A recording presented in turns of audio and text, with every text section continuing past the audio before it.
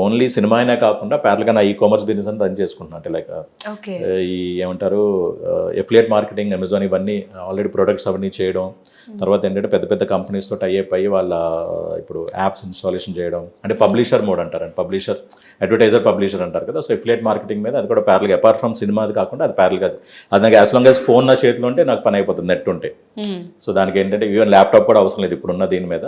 So ఆ work అలా ప్యారల్గా జరుగుతూనే ఉంటుంది, ఇది కూడా ఉంటుంది. సో కరోనా అప్పుడైతే మాత్రం ఇబ్బంది పడాలి, నేనే కదా, అందరూ ఇబ్బంది పడ్డారు డెఫినెట్లీ. అండ్ తర్వాత ఇంకొకటి, ఒకసారి ఎటైనా హైటెక్ సిటీ వైపు అటు వెళ్తుంటే మన గచ్చిబౌలి, నానకురం వెళ్తుంటే ఆ బిల్డింగ్స్ చూసి అనిపిస్తుంటారు, అబ్బా ఒక్కసారి వెళ్తుంటారు మళ్ళీ బ్యాక్ అటు, ఈ లైఫ్ని మిస్ చేస్తున్నాం కదా అని చెప్పని. But again pros and cons ప్రతి దానికి ఉంటాయి. అండ్ మన ఎంటర్టైన్మెంట్ ఇండస్ట్రీలో ఉన్న ఫెసిలిటీస్ కానీ అంటే డెఫినెట్లీ మనకు కూడా ప్రోస్ అండ్ కాన్స్ ఉంటాయి, కష్టాలు ఉంటాయి. అంటే తెర ముందు కనబడేది ఏంటంటే మొత్తం అంతా ఏంటంటే గ్లామర్ ఫీల్గా కనబడుతుంది. తెర వెనక అన్నది అందరికీ, సినిమా వాళ్ళు అందరికీ తెలిసిందే, పడే కష్టాలు ప్రతి ఒక్కరు ఎంత కష్టం